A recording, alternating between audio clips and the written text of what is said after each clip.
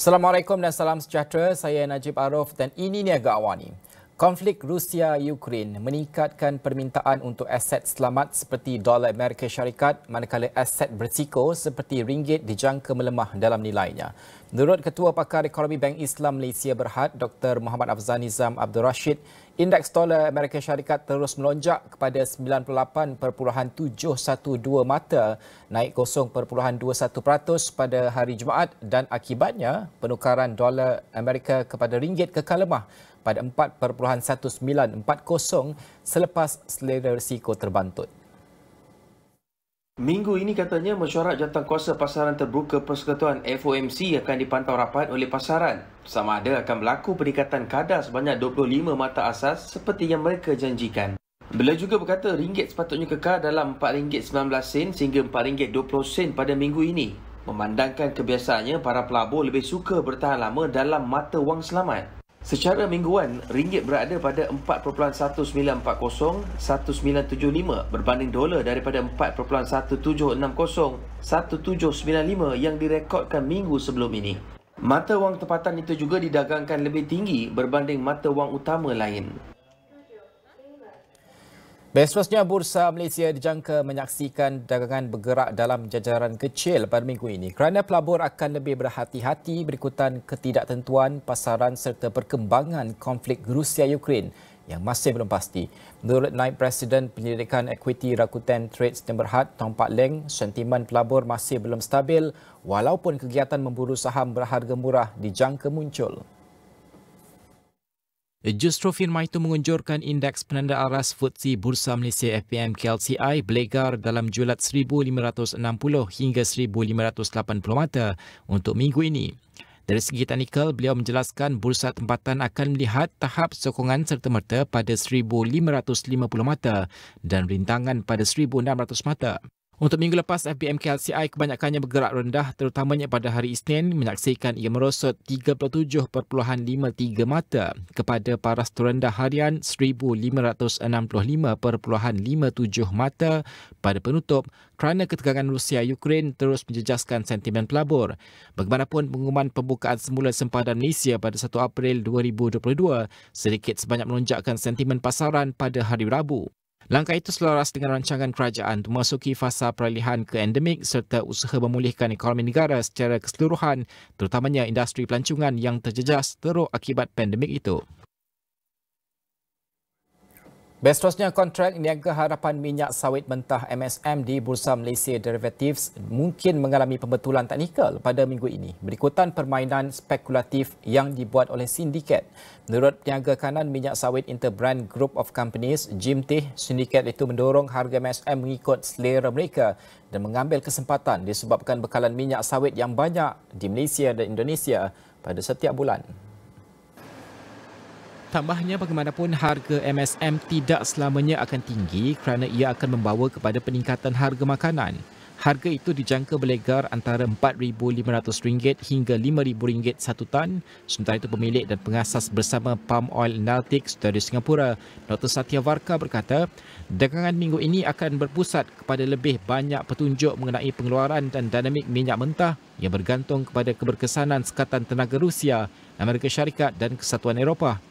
Bagi minggu lepas, niaga harapan MSM bercampur-campur. Dari Jumaat ke Jumaat, Mac 2022 menambah sebanyak RM900 kepada RM7,680 satu tan, April 2022 mengukuh RM990 dan Mei 2022 naik RM687. Ia diikuti Jun 2022 menokok RM418, Julai 2022 meningkat RM293 dan Ogos 2022 melonjak sebanyak RM228 kepada RM5,962 satu tan. Sementara itu, harga minyak sawit mentah MSM dijangka meneruskan kenaikan sekurang-kurangnya sehingga suku ketiga tahun ini dan diunjur mencapai sehingga paras RM9,300 satu tan. Menteri Persalinan Peladangan dan Komoditi Datuk Zuraida Kamarudin berkata angka itu mampu dicapai berdasarkan perkembangan dagangan kontrak niaga harapan minyak sawit mentah di Bursa Malaysia Derivatives. Tambahnya, trend peningkatan harga MSM itu akan berterusan sehingga suku ketiga. Beliau diminta mengulas trend kenaikan MSM yang sebelum ini dilaporkan melonjak melebihi RM8,000 pada awal bulan lalu dan kini berada pada paras RM7,546 satu tan setakat Khamis lalu. Zuraida berkata kenaikan harga itu sememangnya memberikan keuntungan kepada peladang dan kerajaan, namun mungkin memberi kesan kepada peningkatan harga produk berkaitan minyak sawit yang digunakan pengguna. Bagaimanapun, beliau menegaskan kerajaan memberikan subsidi sebanyak 20% untuk minyak sawit. Mengulas mengenai kemasukan pekerja asing seramai 32,000 orang seperti yang diumumkan sebelum ini bagi memenuhi keperluan di sektor peladangan, Zuraida berkata kumpulan pertama dijangka tiba di negara ini seawal hujung April depan. Kita berhenti seketika, kembali selepas ini.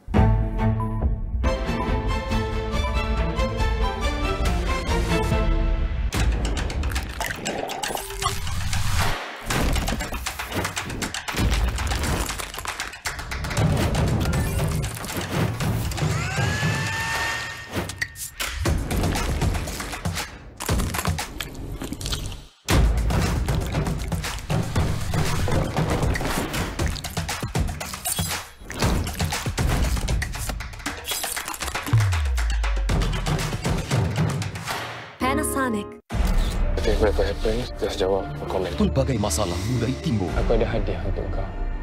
Dia tu cuma anak gom saya yang saya dah anggap sebagai kawan. No. Sekejap. Mai. Kau ambil alih je lah phone. Okey, tu yang kau nak kan? Kalau kita buat salah, cepat je kita dapat pembalasan. Kau cakap apa dengan Ki?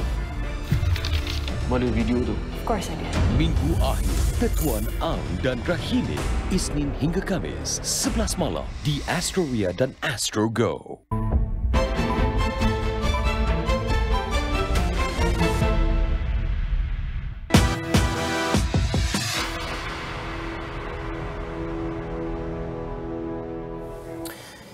Yuan China mempunyai kesan yang lebih besar ke atas pasaran bermuncul dan juga sedang pesat membangun berbanding sebelum ini dan mungkin memainkan peranan penting dalam menentukan prestasi mereka pada tahun akan datang.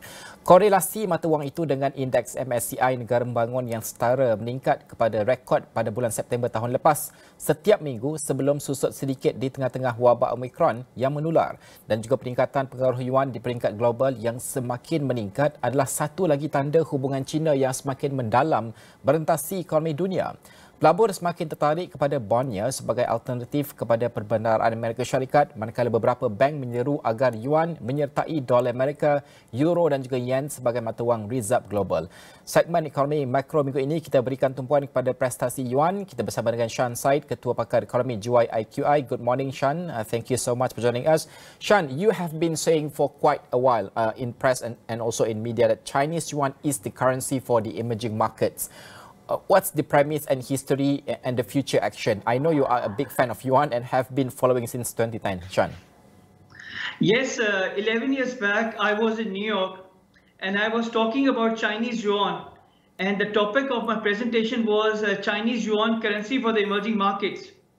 And most of those investors, 150, 200 investors who were sitting in New York, they were laughing at me. And the only person who was, listening to me very carefully was my Nobel laureate professor who flew down from Chicago to New York, late Professor Nobel laureate Gary Becker. And he was the only one who believed in my insight. Fast forward 30th November 2015, Chinese Yuan was included in the elite basket of currencies with IMF. And on 30th September 2016, Chinese Yuan went live. Fast forward last year, Chinese Yuan appreciated 2.5% against US dollar.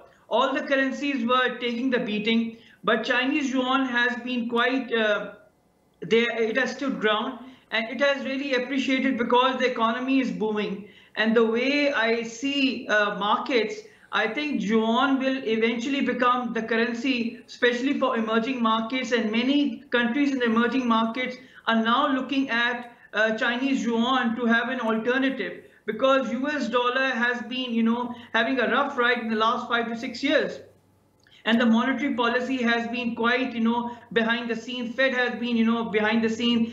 Inflation is showing its head. inflation is not stopping. So I think investors are now seriously considering to have yuan in their portfolio, and many central banks are now thinking to have yuan in their foreign reserve. So I am quite optimistic and quite bullish on Chinese yuan. That's why 11 years back, what I said, it still holds ground and it's still making news in the market.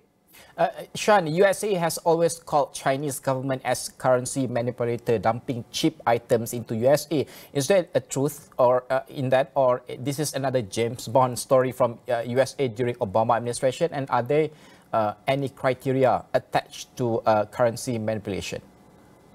Yes, Najib, since 2014, during Obama administration, they have been calling China as the currency manipulator, which is not true. Economist magazine ran an article in 2017 on the 11th March issue, and they analyzed whether Chinese yuan is a currency manipulator or not.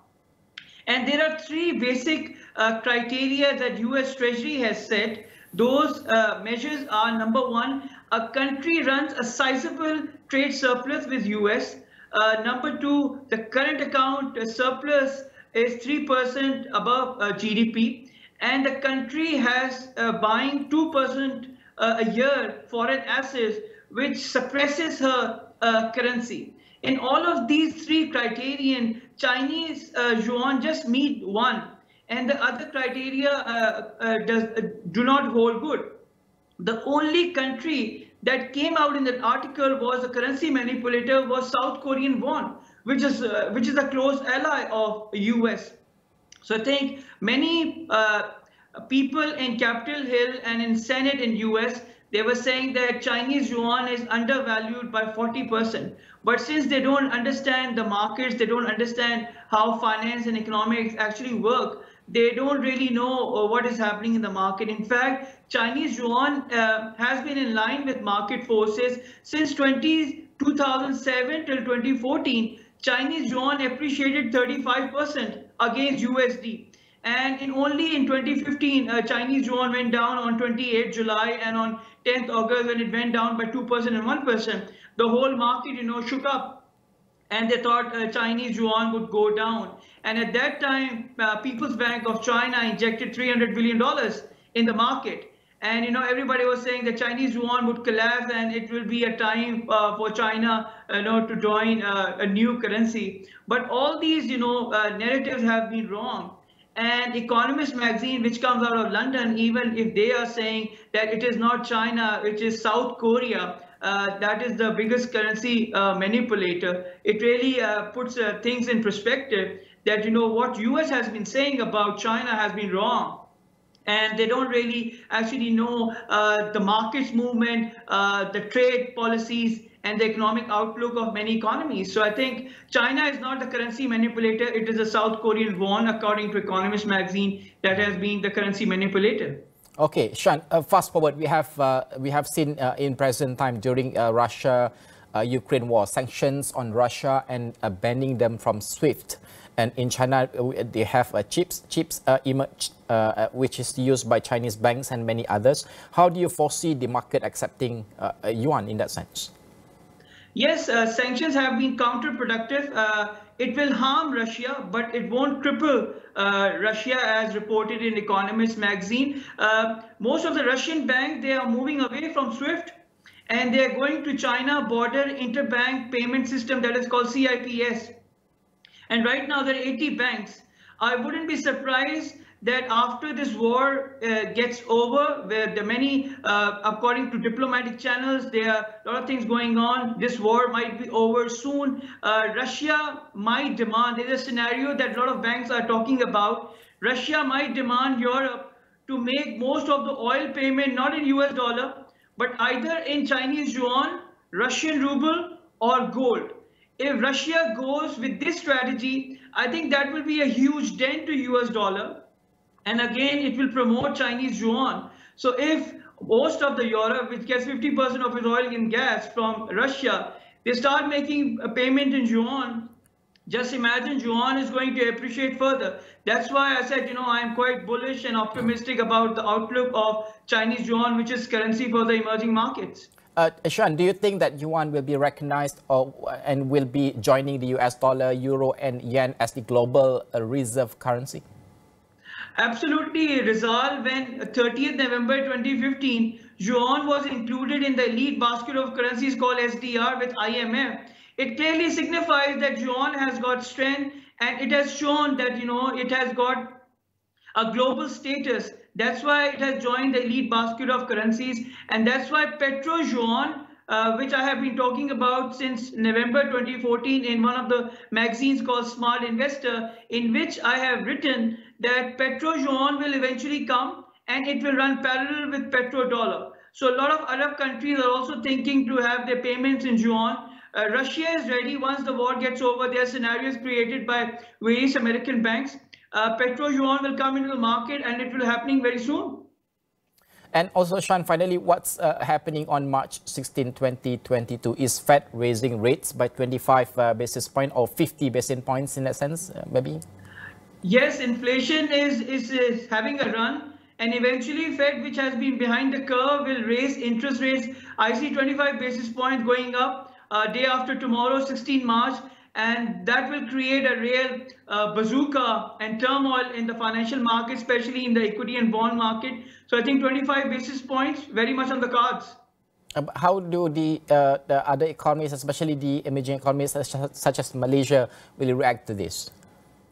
I think the markets will see. I don't see a lot of things happening in the emerging markets. A lot of investment is now coming in emerging markets. Investment is leaving US because the investors believe that Fed is nervous. They don't know how to control inflation. Last February, the inflation was running at 1.6%. Last figures in February, inflation is running at 7.9%, over 300% jump in almost a year. It clearly shows that Fed has been behind the curve. They don't know. They have been wrong about inflation. Since last year, I have been sharing with your ex-colleague Rizal that this inflation is serious. This inflation is not temporary or transitory. And once inflation gets serious and stubborn, obviously the markets start pricing in that Fed is behind the curve, and eventually they move out of the equity and bond market. And bond market, the worst asset class to be in. So I think Malaysia can stand the pressure of Fed raising interest rates going forward. We don't see the war in Ukraine to subside but anytime soon. But do you think that the inflation will go to a level that we've never seen before? Absolutely, Rizal. Najib, the way things are shaping up, inflation will stay for the next 2 years. We are in stagflationary environment, globally speaking. History repeats after 52 years. Global economy will only recover in 2025. The next 2 to 3 years, there will be inflation in agriculture, there will be inflation in food prices, and there will be inflation in energy market. All right, Shan, thank you so much. I'll send my regard to Rizal later. I'll miss him too. Thank you so much, Shan, for joining us this morning. Itu tadi Shan Said, Ketua Pakar Ekonomi Jual IQI. Kita membincangkan faktor ekonomi dan juga yuan pada ketika ini. Ini semua kita akan rangkumkan di laman web kami astroawani.com. Kita akan bertirahat sekali lagi kembali selepas ini.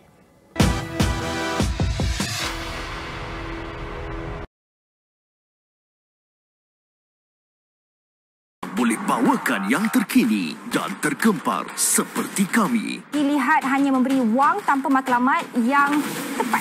Dia tidak melakukan apa-apa kesalahan. Untuk mendapatkan jawapan yang bermakna, kita perlu soalan yang tepat. Amat sedih dengan apa yang berlaku ke atas. Tiada ruang untuk berita palsu. Negara kita telah merekodkan kes harian baru sebanyak hanya fakta yang diberikan. Amat penting untuk meneruskan perjuangan negara melawan pandemik ini. Sentiasa memastikan suara anda, suara rakyat didengari. Kenapa? Membawakan apa yang penting di mana sahaja anda berada. Kerana kita hendak putuskan rantaian jangkitan. Belanjawan dan pendekatan bertemakan survival ini secara keseluruhan. Teruskan bersama kami, Astro AWANI, saluran berita yang paling dipercayai rakyat Malaysia. Kita berhadapan dengan situasi pandemik yang agak luar biasa. Self-control, self-lockdown itu penting. Lebih kurang pergerakan, maka lebih sukar untuk COVID menjangkit kita.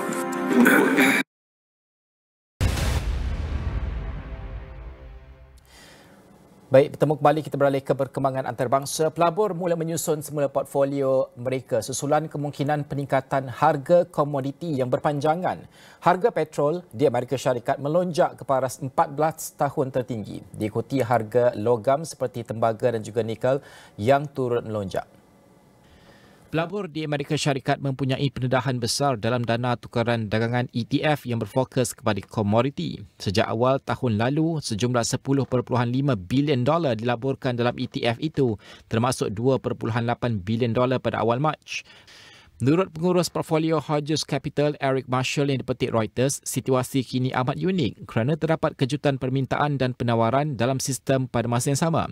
Justru beliau yakin permintaan untuk komoditi akan kekal utuh di sebalik ketegangan geopolitik kerana penghasilan bahan seperti kenderaan elektrik memerlukan bekalan tembaga dan nikel. Rally besar dalam pasaran komoditi itu memberikan tekanan buat The Fed untuk mengetatkan kadar faedah bagi mengawal inflasi. Pelabur menjangkakan The Fed akan umum peningkatan kadar minggu ini. Pada Jumaat, Brent didagang pada $112.67 setong, 44% lebih tinggi berbanding permulaan tahun 2022. Bank Pusat Rusia memutuskan untuk tidak membuka pasaran saham pada minggu ini sehingga 18 Mac. Namun pengecualian diberikan kepada transaksi bagi setengah pasaran tidak terbuka dan juga transaksi yang menggunakan sistem bayaran SPFI. Dan juga keputusan itu dibuat selepas Sekatan Barat menjejaskan prestasi bursa tempatan di Rusia. Sementara itu, syarikat minyak negara Rusia Gazprom dilapor akan meneruskan bekalan tenaga melalui Ukraine tanpa gangguan melibatkan sejumlah 109.5 juta meter kubik sehari. Nilai mata wang Rusia, rubel, terus menjunam dengan purata 4% minggu lepas. Dan juga sehubungan itu, Bank Pusat menghadkan penjualan dolar dan mengetatkan pengeluaran melibatkan nilai maksimum $10,000. Setakat ini, semua firma pendarafan barat meletakkan bon Rusia pada tahap sampah.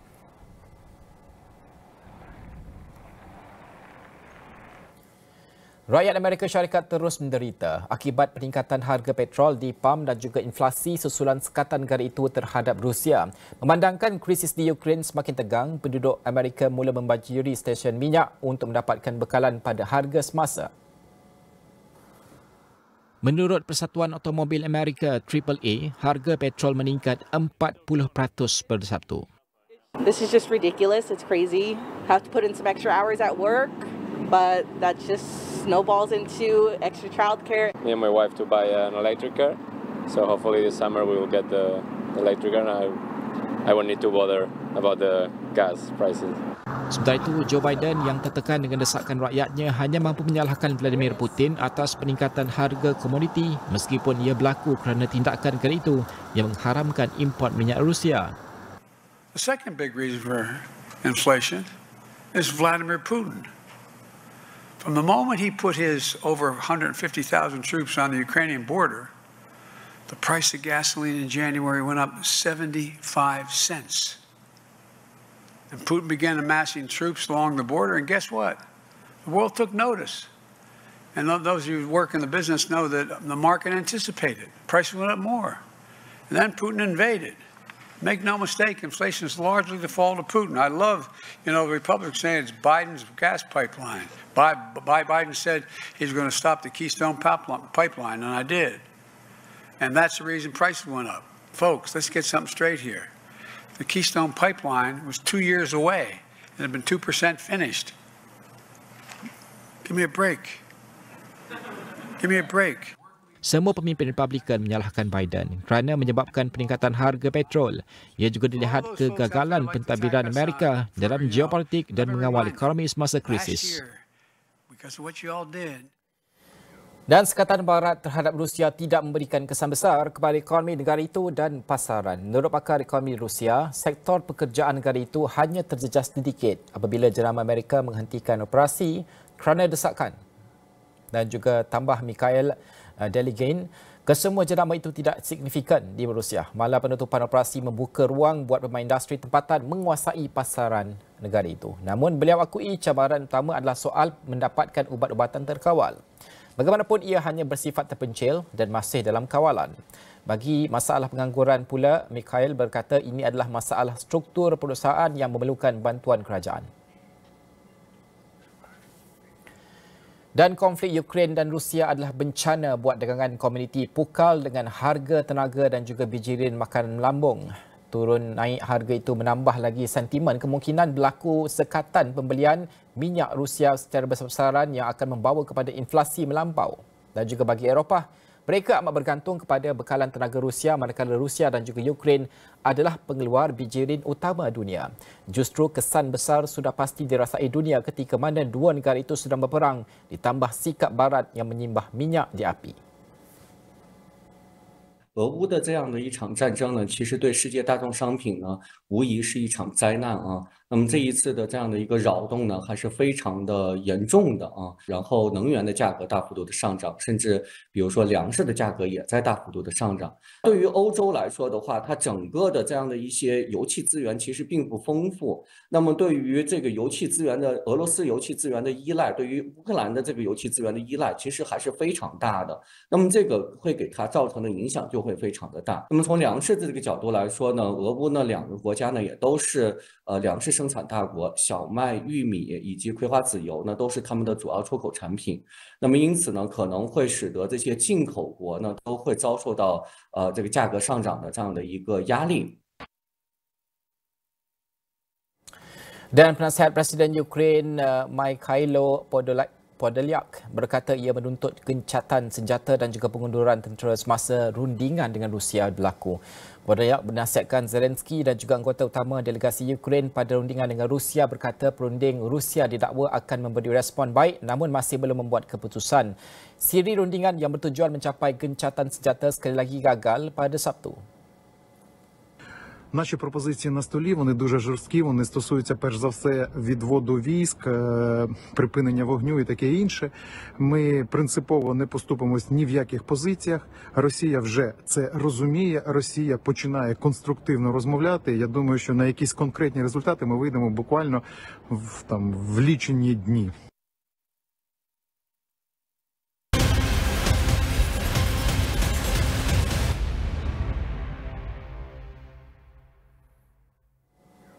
Sekian Niaga AWANI untuk jam ini. Ikuti info terkini berhubung vaksin COVID-19 di halaman mikro interaktif di astroawani.com sekarang dan segala maklumat lain dalam astroawani.com juga aplikasi Astro AWANI. Terima kasih kerana menonton saluran berita paling dipercayai di Malaysia. Saya Najib Arif. Assalamualaikum. Salam hormat.